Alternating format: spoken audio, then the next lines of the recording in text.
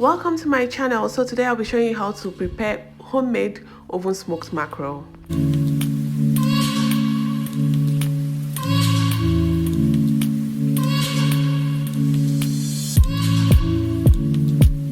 I love to wash my fish and then go ahead and make an insertion by the belly of the fish. So I have a plastic bag right there inside the sink that I'll be using to dispose the intestine and the belly of the fish. Okay, that way I wouldn't have to handle too many things while touching the fish, just to prevent cross contamination. I usually take out the belly of the fish because if you don't do so, if you don't clean the fish properly, it has this bitter taste when you're done with cooking or grilling the fish.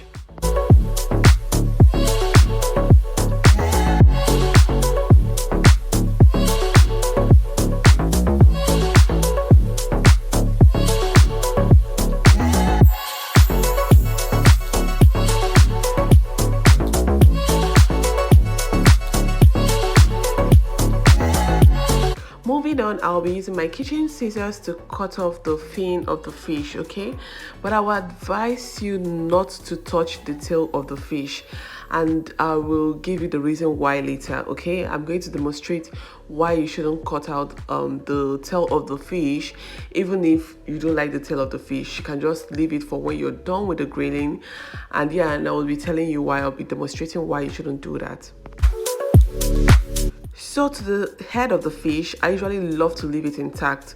So what I do is just to run clean water through the mouth of the fish, just to remove any sand or particles or stains of blood and all that. And then I go ahead with preparing my fish. I simply wash my fish with just salt, and yeah, for fresh fish I use just salt and hot water, but some people might decide to use fresh lemon juice or lime juice or white vinegar, but that I simply don't love altering the taste of the fish. Okay, I go ahead and pat the fish with some kitchen paper towel, and then I try to dry it as much as I can. You won't be able to take out all the excess water on the fish, but just try to pat it dry as much as you can.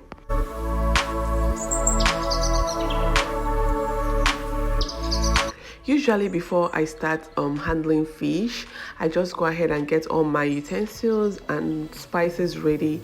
That way I won't be touching too many things, just to avoid cross-contamination. I'll be applying some salt. I'll be leaving it at that, but you can go ahead and use some seasoning cube or seasoning powder if you want. I also have my toothpick by the side, so just watch as I fold the fish. Okay, all you need to do is just to fold the fish over, and then this was the reason why I asked that you leave the tail of the fish. It will help you in folding the fish. Okay, so you just wrap it into the mouth of the fish and then pass the toothpick, and it's that easy. Now I'm going to demonstrate with the one that doesn't have the tail on it, and you'll see how difficult it was for me to fold it in. So as you can see, it's quite difficult for me to fold the fish, and then it was so difficult to get the tail of the fish into the mouth of the fish. It's not as if it's impossible, it's possible, but you end up maybe deforming the shape of the fish and all that, and it's actually quite difficult, more stressful for you to get the tail into the mouth. Okay, but if you happen to lose the tail of the fish, all you need to do is to pass the toothpick from the jaw of the fish through the tail of the fish, not above, through the tail of the fish, and then to the second jaw of the fish.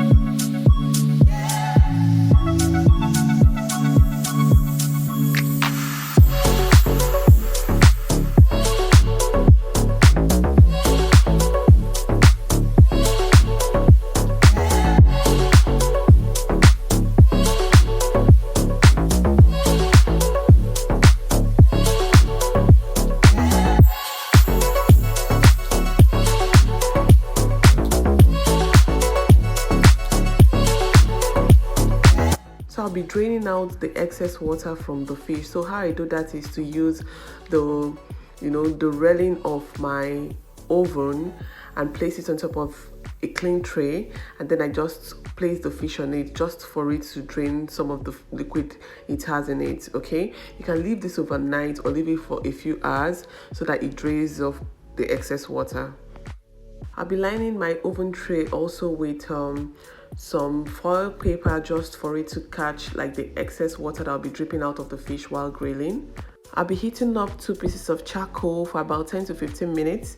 Then I go ahead and preheat my oven and set it to a medium. So moving on, I'll just wrap up some foil paper, and this is where I'll be dropping the charcoal once it's heated. And then once it's heated, I'll just go ahead and add some vegetable oil just to ignite the flame, and that's it. I'll just be dropping it inside the oven and then let the oven preheat.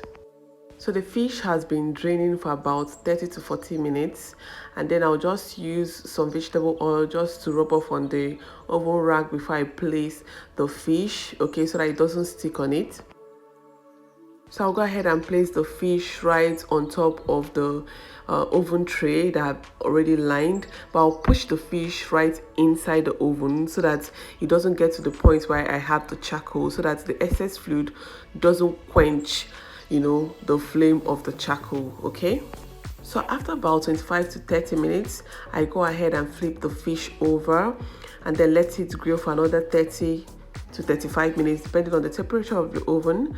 And then here we have our fish ready. The taste was amazing. The aroma that the charcoal added, the flame from the charcoal added, made it absolutely tasty. Okay, I'll ask you to try this recipe and you will love it, believe me. Okay, so don't forget to subscribe to my channel for more videos, and yeah, I'll be seeing you in my next video. Bye.